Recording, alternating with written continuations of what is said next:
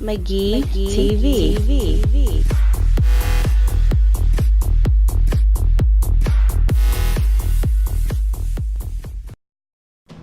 Welcome back, McGee TV viewers. When I was a kid, I really loved playing games on my Nintendo Entertainment System. I remember having a lot of fun while playing Ghosts and Goblins. I found it to be a spooky 8-bit platformer with controller-breaking difficulty. Although I looked at screenshots of the game's sequel, Super Ghouls and Ghosts, in the pages of Nintendo Power with awe and anticipation, I never got to play the game until reaching adulthood. When I discovered Battle Princess Madelyn in the pages of a retro gaming magazine, I instantly felt a wave of nostalgia. The 16-bit style evokes the ghastly splendor of the detailed sprites found in Super Ghouls and Ghosts for the Super Nintendo. The footage captured for this video is of the pre-alpha demo for PC. The game is currently under development by a small team known as Casual Bit Games. It began when the creative director, Christopher Obert's daughter, Madeline, asked him if she could be the hero in Super Ghouls and Ghosts. He explained that he did not make that game, but he could make her a new game. She responded that girls could not be knights. He asked her what color armor did she want her character to wear in the game. She picked pink and the production of Battle Princess Madelyn began. The team launched a successful Kickstarter project that smashed through its $60,000 Canadian goal, with $200,000 Canadian reaching multiple stretch goals.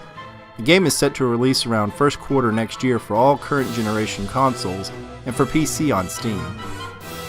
Unfortunately, I did not get the opportunity to back this project, but I had a lot of fun playing the demo. Unlike the maddening difficulty of Super Ghouls and Ghosts, the pre-alpha demo for Battle Princess Madelyn is a much easier game. Like Arthur from Super Ghouls and Ghosts, Madelyn wears a suit of armor. When she takes a single hit from an enemy, the armor falls off, leaving her protected only by her nightgown. A second hit causes her to die. In Ghouls and Ghosts, Arthur also loses his armor before stripping down to his skivvies to face his foes. In that game, you lose a life and you must restart the level either respawning at the beginning of the stage or at a checkpoint. Lose too many lives and it's game over. For Madelyn, she instantly responds at the location of her demise with one of a handful of catchphrases like triumphantly shouting, "Princess Power!" Dying multiple times will cause Madelyn to spawn at a checkpoint or at the beginning of a boss fight, but the lives and checkpoints are much more generous than Super Ghouls and Ghosts. In her quest, Madelyn is joined by the ghost of her former pet dog, Fitzy. In the demo, Fitzy performs two different magic spells, a green fireball projectile attack and a close-range attack where Fitzy becomes a large, ferocious head that bites an enemy character.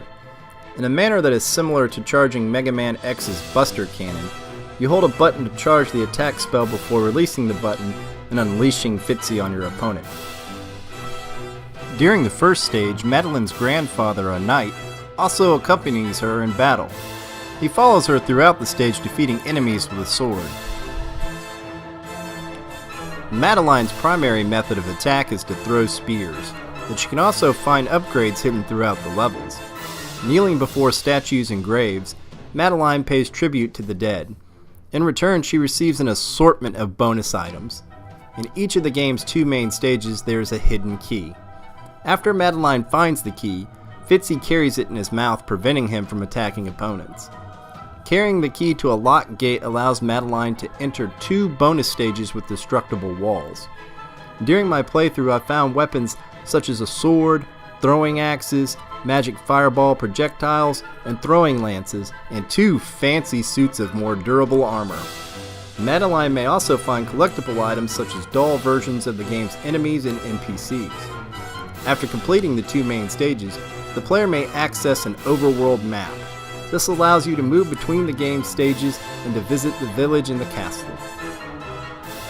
The village is full of NPCs who provide Madelyn with helpful hints and two side quests to find lost boys.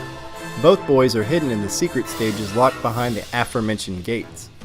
Searching the secret stages, I found both boys. Upon reaching them, Fitzy picks the child up in his mouth and Madelyn must defeat a set number of enemies before exiting the stage. Returning to the NPC who requested your help provides Madelyn with a nice reward in the form of a collectible doll. Visiting the nearby castle allows Madelyn to view her doll collection. Selecting a doll with the hand icon provides the player with a pleasant, brief synopsis of the character.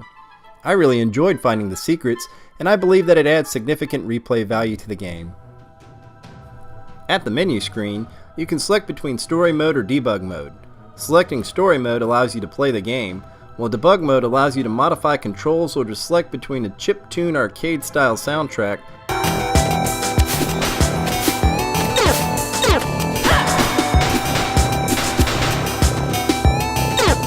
or an orchestral soundtrack.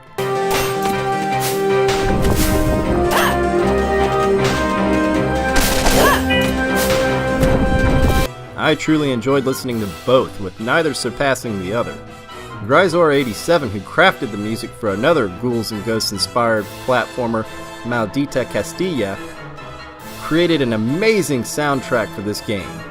The game's sound effects and use of minor bits of speech serve to further immerse the player in 90s retro gaming style glory. The controls seemed tight and responsive. I found no lag or floaty controls. Instead, Battle Princess Madelyn serves to pay tribute to the quality controls of the Capcom classic Super Ghouls and Ghosts.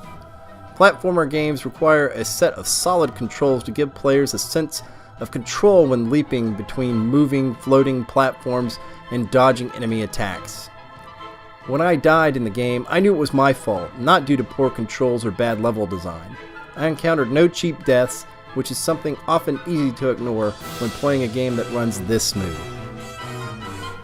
While Battle Princess Madelyn features beautifully drawn character sprites reminiscent of the 16-bit era, the dynamic lighting system represents the achievements of the current era. Older 16-bit hardware lacked the capabilities necessary to support such advancements. Younger gamers and older gamers wearing nostalgia glasses might miss how particle effects and dynamic lighting transforms the game's atmosphere.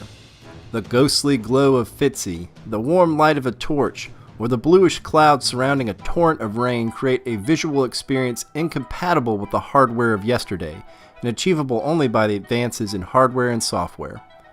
The Unity engine gives the developers the tools necessary to create a vibrant, pixelated game pulsing with life. Overall, I love playing Battle Princess Madelyn.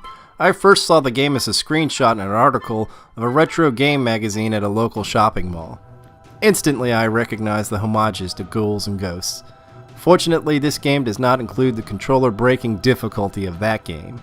The blend of retro-style hand-drawn pixel art and modern dynamic lighting and particle effects creates a gorgeous game that surpasses the graphical capabilities of past titles. Tight game controls and the choice of two amazing soundtracks help create a substantial gaming experience. I highly recommend that you check out the free demo on Kickstarter. I will provide a link in the video's description. The full game is scheduled to release next year in February. Thanks for watching.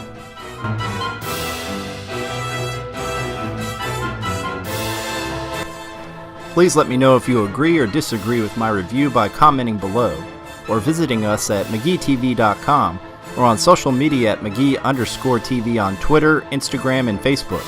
Also, check out Evan and myself on Twitch at McGee_TV and XX Gaming. Finally, please like and subscribe for future content. And as always, thanks for tuning in.